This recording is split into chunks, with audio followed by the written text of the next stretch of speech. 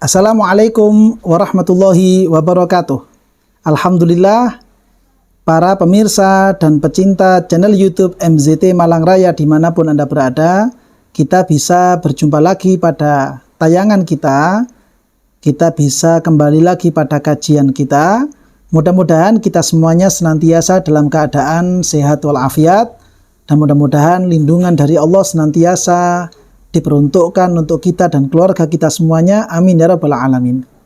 Para pemirsa channel YouTube MZT Malang Raya dimanapun Anda berada, pada kesempatan kali ini kami ingin menyampaikan tanggapan sekaligus juga jawaban dari pertanyaan yang telah masuk kepada akun kami dari kolom komentar akun YouTube MZT Malang Raya yang menanyakan tentang perihal bagaimana pandangan agama Islam tentang kesenian bantengan. Yang mana pertanyaan ini berasal dari akun user PY2KW3HQ3E. Beliau, pemilik akun ini menanyakan, Assalamualaikum, waalaikumsalam, bagaimana pandangan agama Islam terkait dengan seni bantengan yang lagi marak? Karena terkadang menghadirkan kekuatan gaib yang membuat orang kalap. Matur nuwun. Nah, pertanyaannya seperti itu dari salah satu pengikut dan juga pemirsa channel YouTube MZT Malang Raya. Pertama kali kami sampaikan terima kasih atas respon dan juga pertanyaan yang telah panjenengan sampaikan kepada akun kami. Dan juga kami mohon maaf kepada para pemirsa yang lain yang telah menyampaikan pertanyaan-pertanyaannya, namun kami masih belum sempat untuk memberikan tanggapan dan jawaban kepada beberapa pertanyaan yang telah masuk. Mudah-mudahan sesegera mungkin akan kami selesaikan dan bisa kami sampaikan kepada panjenengan semuanya. Amin ya rabbal alamin. Menanggapi pertanyaan ini, pertanyaan tentang bagaimana pandangan agama Islam terkait dengan seni bantengan yang hari-hari sekarang, bahkan sampai hari ini pun masih marak, terutama di daerah pedesaan atau mungkin yang berada di pinggiran-pinggiran kota. Banyak masyarakat yang merayakan dan meramaikan kegiatan bantengan yang seperti ini. Bahkan di antara mereka ada yang sampai kalap karena mereka dimasuki dengan jin, ya, dengan pembacaan mantra-mantra tertentu, sehingga kemudian mereka kalap dan gerakannya pun juga membahayakan, sehingga dianggap sebagai atraksi-atraksi yang tidak untuk ditiru. Bagaimana kira-kira Islam menanggapi hal yang seperti demikian? Pertama kali yang perlu kami sampaikan adalah sejarah tentang bantengan itu sendiri. Sebagaimana pada beberapa hari kemarin, pada hari Ahad, pada tanggal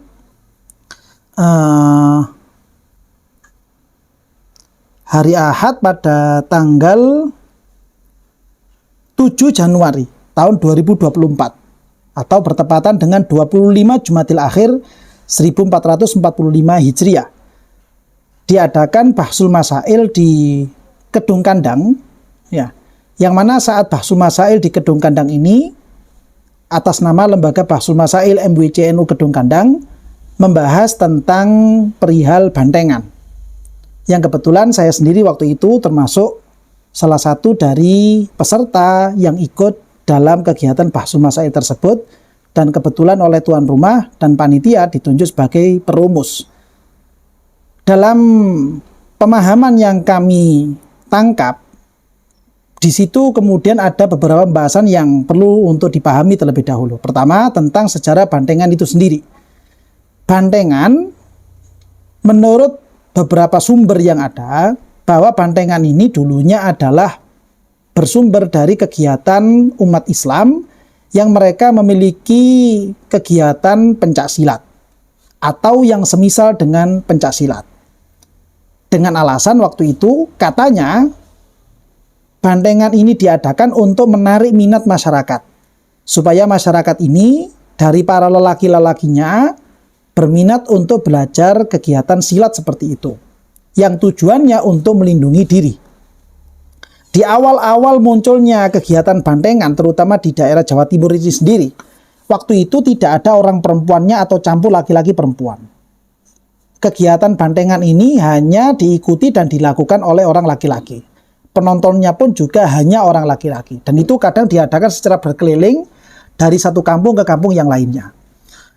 Dan waktu itu tujuannya memang hanya untuk menarik masyarakat kepada kegiatan silat. Tidak lebih dan tidak kurang. Hanya sebatas itu saja.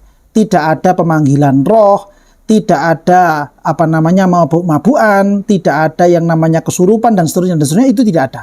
Kenapa banteng yang dipakai? Karena banteng ini merupakan simbol kekuatan. Karena melihat banteng itu ketika dia menemukan musuh, dia hanya fokus kepada musuhnya, tidak kepada yang selain musuhnya. Yang dia serang hanya kepada yang memusuhi saja, bukan kepada orang-orang yang lainnya atau objek-objek yang lain. Sehingga yang dipakai waktu itu adalah simbolnya adalah banteng. Namun dengan berjalannya waktu, dari satu masa ke masa, dari masa ke masa, semakin banyak pengikut dari kegiatan silat ini, kegiatan bantengan ini menjadi satu kegiatan tarian yang familiar. Sehingga ketika mulai banyak orang mengenal tentang bantengan, disitulah kemudian muncul beberapa kegiatan-kegiatan yang mencampuri atau bahkan bisa dikatakan dalam tanda petik menodai dan mengotori kegiatan bantengan itu sendiri. Ada mabuk-mabukan, ada dukunnya, ada juga pemanggilan jin-jin yang kemudian dimasukkan ke dalam tubuhnya pelaku bantengan ini sendiri dan seterusnya. Hingga kemudian jadilah satu festival khusus dengan model tertentu yang sebagaimana beberapa hari sekarang banyak kita lihat di sekeliling kita. Di situ campur laki perempuan dari penontonnya, lalu kemudian mesti ada pawangnya, lalu kemudian pelaku-pelaku dan pemain bantengannya ini kesurupan, atau bahkan kalau seandainya tidak mampu untuk kesurupan atau tidak ada pawangnya, biasanya digantikan dengan minum-minuman keras terlebih dahulu sebelum tampil. Sehingga dalam kondisi mabuk, dia kemudian akan memainkan festival bantengan ini. Nah, ketika sudah menjadi seperti ini, bagaimana? Apakah itu diperbolehkan? Maka kalau memang kondisinya seperti yang demikian, ini merupakan kegiatan yang tidak diperbolehkan. Kalau memang kondisinya seperti itu. Mengingat karena di situ banyak kemungkaran-kemungkaran, banyak perbuatan-perbuatan maksiat yang memang nyata-nyata dilakukan dalam kebanyakan festival-festival bantengan. Jika seandainya tidak ada hal-hal kemungkaran, hanya berupa tarian bantengan saja, tidak ada pemanggilan roh, tidak ada pemanggilan jin, tidak ada mantra-mantra yang diharamkan oleh syariat, tidak ada mabuk-mabukan, tidak ada percampuran laki-laki dan perempuan, maka kegiatan yang seperti ini, tarian banteng yang seperti itu, hukumnya adalah makruh. Karena kita sebagai manusia meniru-niru kegiatan atau meniru-niru gerakan hewan, ini merupakan bentuk-bentuk kelakuan atau tindakan yang dimakruhkan oleh syariat kita, dimakruhkan oleh syariat junjungan kita Nabi besar Muhammad SAW. Ketika bersih dari kemungkaran saja hukumnya makruh. Apalagi kalau kemudian seperti yang banyak terjadi di sekeliling kita. Hingga ada yang kesurupan, bahkan yang kesurupan itu kadang bukan cuma pelaku bantengannya, tapi bahkan penontonnya pun juga ikut kesurupan. Maka ini merupakan perbuatan-perbuatan yang diharamkan oleh syariat kita, diharamkan oleh junjungan kita Nabi besar Muhammad SAW. Salah satu rujukan kitab yang menerangkan perihal yang seperti demikian, diantaranya adalah apa yang diterangkan dan disebutkan oleh beliau Al-Imam Asy-Syaikh Ibnu Hajar Al-Haytami dalam kitab Fatwa Haditsiyah beliau. Asy-Syaikh Al-Imam Ibnu Hajar Al-Haytami dalam Fatwa Haditsiyahnya itu, beliau memberikan beberapa keterangan terkait dengan yang namanya kesurupan atau memasukkan jin ke dalam tubuhnya manusia. Bagi kita, sebagai orang-orang yang pemahamannya Ahlus Sunnah wal Jamaah, kita meyakini bahwa jin itu bisa masuk ke dalam tubuh manusia. Berbeda dengan pemahaman yang dimiliki oleh orang-orang Mu'tazilah. Orang-orang kaum Mu'tazilah memiliki pemahaman bahwa yang namanya jin sampai kapanpun tidak akan pernah bisa masuk ke dalam tubuh manusia. Ini pemahaman yang dimiliki oleh orang-orang di luar Ahlussunnah wal Jamaah. Namun kita sebagai orang-orang Ahlussunnah wal Jamaah, kita meyakini bahwa yang namanya jin itu bisa masuk ke dalam tubuh manusia. Lalu bagaimana kalau kemudian jin ini bukan masuk dengan sendirinya, tapi jin ini sengaja dimasukkan ke dalam tubuhnya manusia? Sebagaimana itu banyak kita saksikan dalam beberapa festival-festival bandengan, para pawang membaca mantra-mantra tertentu dengan membakar kemenyan atau sesajen-sesajen tertentu, yang ini semuanya diadakan untuk memanggil jin tersebut. Jin yang kondisinya itu jahat, jin yang dia itu kondisinya tidak baik, dia mudah marah, dipanggil dan didatangkan di tempat festival itu, lalu dimasukkan ke dalam pemain-pemain bandengan, sehingga pemain bandengan menjadi kalap. Bagaimana hukumnya? Hukumnya adalah haram. Bahkan permainan dengan jin yang seperti itu, kalau sampai membaca mantra-mantra yang di situ bernuansa kekufuran, maka bisa menyebabkan pelakunya menjadi murtad. Na'udzubillahi min dzalik. Seandainya mantranya ini tidak ada unsur kekufurannya, itu saja sudah haram berat. Apalagi kalau sampai ada ungkapan-ungkapan dalam mantra itu, ucapannya mengarah kepada kekufuran, maka ini semuanya bisa menyebabkan orangnya menjadi murtad. Memasukkan jin jahat ke dalam tubuh manusia, ini merupakan hal yang diharamkan oleh syariat kita. Alasannya adalah karena memasukkan jin ke dalam tubuh manusia, ini merupakan salah satu bentuk idror, bentuk melukai, bentuk mengganggu, bentuk menyakiti kepada tubuh manusia, terlebih lagi kepada akal pikir dan kewarasan manusia itu sendiri.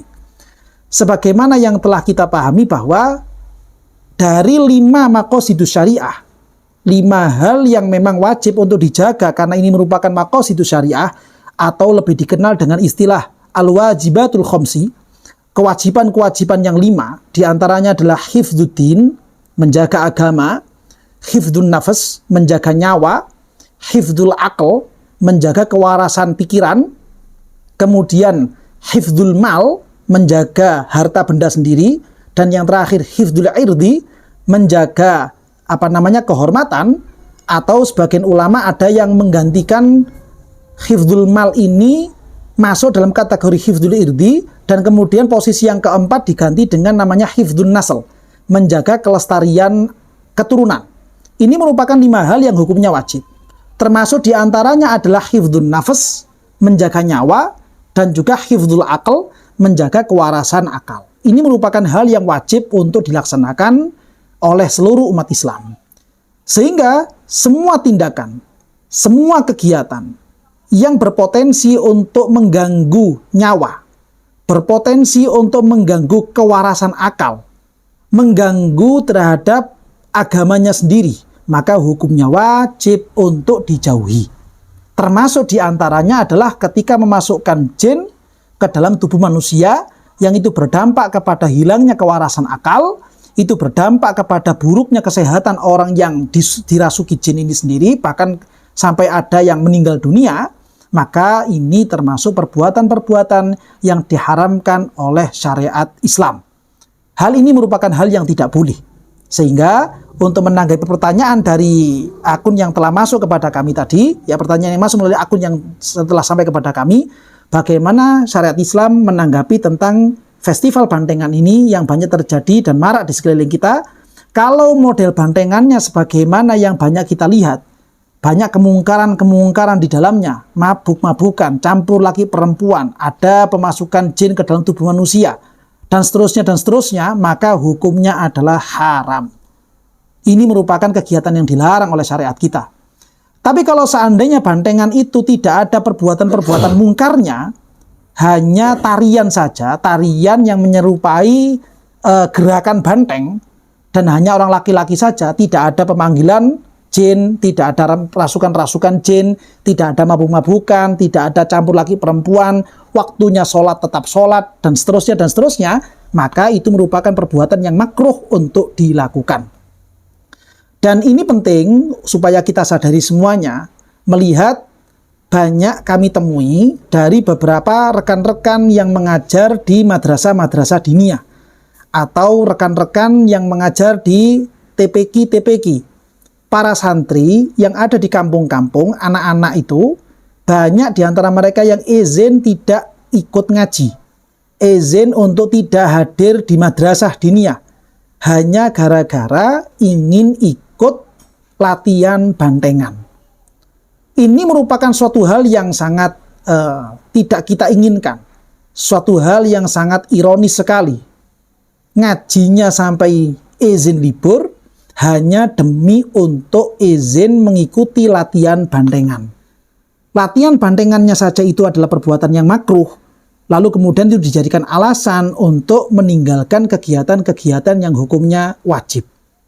Seandainya ada orang yang melaksanakan perbuatan sunnah dengan meninggalkan hal yang wajib, itu saja sudah jelek, itu saja sudah salah, apalagi kalau kemudian dia meninggalkan hal yang wajib demi untuk melakukan hal-hal yang makruh, demi untuk melakukan hal-hal yang diharamkan. Maka ini benar-benar satu kekeliruan besar yang menjadi musibah di tengah-tengah umat Islam. Oleh karena itu, kami melalui kesempatan yang ada pada saat ini betul-betul menghimbau kepada seluruh orang tua, kepada segenap masyarakat muslim yang menyaksikan tayangan kajian-kajian di channel YouTube MZT Malang Raya ini, supaya tidak lagi mengarahkan atau membiarkan putra-putri kita semuanya menyaksikan atau bahkan menjadi pemain dalam kegiatan-kegiatan yang sekiranya tidak memiliki manfaat atau kurang memiliki manfaat. Sebagaimana yang telah disampaikan oleh junjungan kita, disampaikan oleh kekasih kita, disampaikan oleh kekasih kecintaan kita, Nabi besar Muhammad SAW, beliau menyampaikan, min husni islamil mar'i tarkuhu ma la ya'nihi. Termasuk tanda bagusnya agama seseorang, agama kita, kepribadian kita menjadi kepribadian yang baik ketika tarkuhu ma la ya'nihi. Dia mau mengambil sikap, dia mau mengambil tindakan untuk meninggalkan kegiatan-kegiatan yang tidak memiliki manfaat bagi dirinya. Dia mau meninggalkan kegiatan-kegiatan yang sekiranya kurang memberikan manfaat untuk dirinya. Ini merupakan tanda berarti orang ini memiliki agama yang baik, orang ini memiliki kepribadian yang baik, dan itu merupakan hal yang bisa membanggakan hati baginda Rasulullah SAW. Oleh karena itu, penting bagi kita semuanya untuk menyadari dan bisa memilih dan memilah mana kira-kira kegiatan yang bermanfaat dan mana kira-kira kegiatan-kegiatan yang tidak bermanfaat atau kurang bermanfaat. Kita tinggalkan kegiatan-kegiatan yang tidak bermanfaat, kita tinggalkan kegiatan-kegiatan yang kurang manfaat, dan kita berupaya melestarikan, memakmurkan waktu kita, usia kita dengan kegiatan-kegiatan yang bermanfaat untuk kita, bermanfaat dalam segi duniawi ataupun bermanfaat dalam segi ukhrawinya.